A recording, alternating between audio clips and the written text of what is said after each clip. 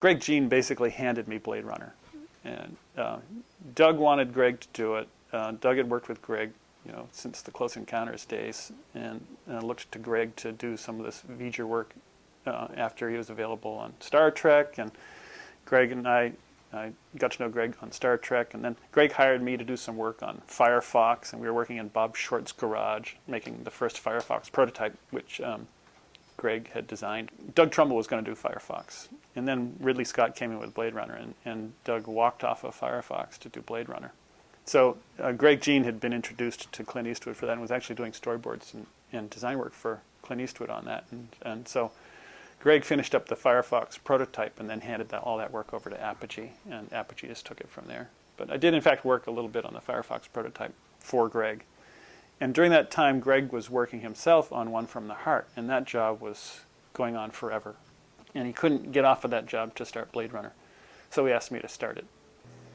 First of all, to start up Blade Runner, I actually started Blade Runner in my garage. I had a rental house in Westchester and was building prototypes of the spinner interiors in my garage. And EEG didn't have a model shop. It didn't have any equipment or anything. And so when it became obvious that Greg couldn't do it, and Greg asked me to get it going, first thing I did was meet with those guys and figure out how to equip the shop. And I ended up buying a bunch of tools and renting them to EEG. And EEG re-rented the building that they had given up, that they did Close Encounters in, on Glencoe. So in the back half of Glencoe, the Glencoe address, we rebuilt a model shop. Built our own workbenches and whatnot, and I brought in a table saw and a bandsaw and sander, and it all sort of grew out of that. So year over year, I'd charge rent for this equipment and buy more equipment. I found this vacuum former in pieces in the attic over the Maxella facility and put it back together again and got it working, and then bought the old vacuum former from Magicam because they weren't using it. Eventually, Mark Stetson opened his own company making models for Doug Trumbull for Blade Runner. And he asked me, well, Les, you're not digging what you're doing now. Why don't you come make models with us? Because he knew I could build. I'd always been a skilled builder just because I can do it. It's just sort of a talent, I guess. And so I thought about it for about 10 seconds and said, sure. So my job at the design studio was wrapping up anyway, and I just jumped right into model making on Blade Runner. It was pretty much my first model making job. I'd done a couple of things for a friend of mine, making really low buck props for a low budget movie he was working on, but not really model making. So they just basically told me what they needed, and I jumped in on the cruise and started making tiny little spinners and doing a lot of tinting of fiber optics and running fiber optics and lensing fiber optics and gluing fiber optics, and it was a lot of work. On that Hades miniature, we had over 7 miles of fiber optic cable. It's crazy. But it was really fun. It was terribly creative and demanding because you're making design decisions at every moment, so it was high design. And again, benefits, decent pay rate, cool people to work with. I could wear shorts and a tank top to work, nobody cared. It was just a really interesting group of people. One of the things I love most about that industry and that way of working was the people involved. All the people on these teams were so eclectic and had such interesting and varied ways of living and things that they were into and skills and origins. It was just fascinating and really fun. And so that was just a great environment, very creative, very stimulating environment. And I think that's a big part of the reason why all that work is so excellent, because it's a very creative and stimulating thing to do. I wasn't the originator of the acid etch model detailing approach, but we really, I thought, expanded it and took it to new places on Blade Runner. And we used a lot of acid etch on every show after that until laser cutting sort of took over that technique. Acid etch was pretty nasty. Fortunately, we didn't have to do that in the shop, but the places that were doing acid etched metals around LA all faced air quality management district issues, and it was pretty toxic stuff. It was basically sulfuric acid car wash, if you imagine what that would be like, running these sheets of brass down, or steel or whatever metal, down these acid car washes until the until they were perforated. And then some guy with rubber gloves holding it up and saying, "Oh, it's not ready yet," and run it through again. And so we learned to work with that technique pretty well, I thought, and got a lot of use out of it. I got a call from Greg Jean, and he asked me if I could come and work on Firefox. And at some point, Trumbull was doing Firefox.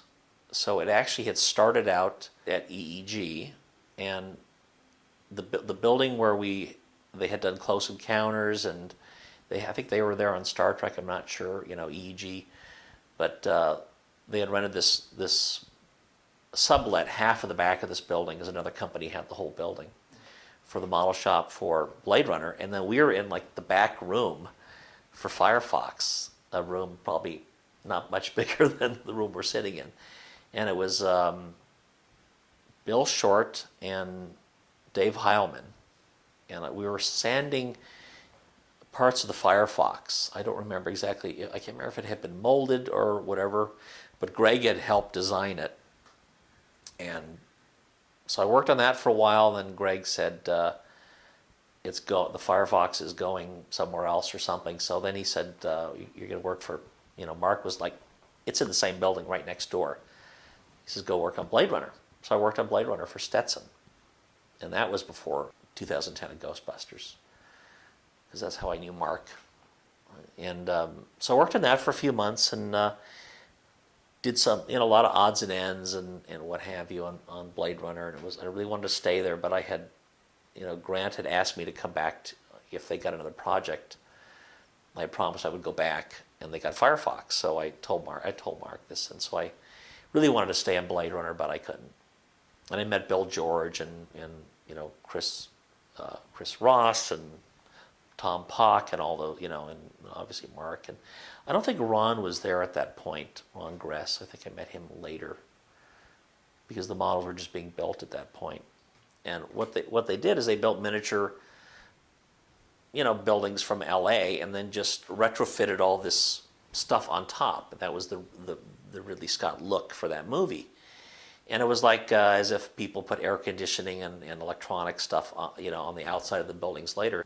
I think most of the projects that we worked on at the production side of it, they were all fairly high budget shows. But of course, by the time the budget gets down to the model shop, it's pretty low budget. So, but I never really had to worry about that issue. I just had a job, and I was told what to do, and I tried to do it within the time frame. And I think that was one of the things we were really successful at. Stetson Visual was, and also at Boss Film Model Shop and stuff. I was more involved with the time. This has to be done by Monday morning. This has to be done by tomorrow night.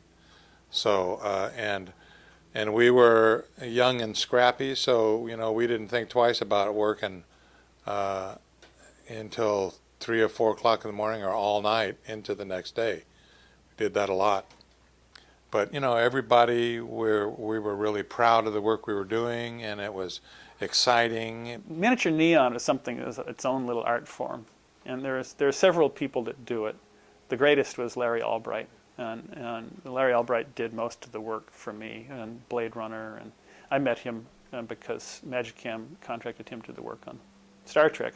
And to me, the big decision between miniatures and digital now, besides the cost of creating and the quality of the finish on them, which is getting to the point of equivalency in most types of work, is how they're to be shot. And there's a sort of surcharge in miniature work of the camera, the shooting time and the camera work, and sometimes you just can't get a camera move in sort of modern filmmaking style that you would want to on a miniature and have it fit into the film right.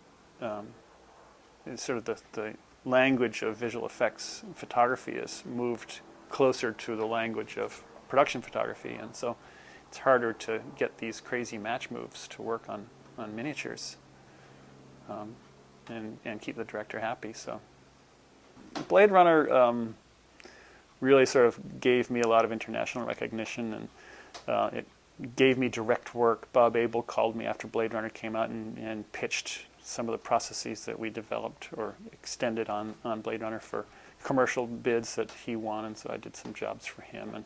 And I always liked Bob, and people sort of run hot and cold on Bob Abel, but I always liked him. I thought he was always good to me and fair with me, and he really helped my career too.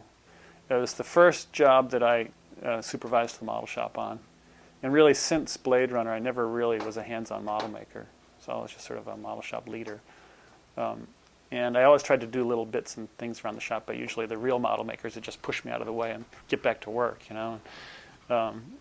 But I do have this wonderful picture that a friend sent me.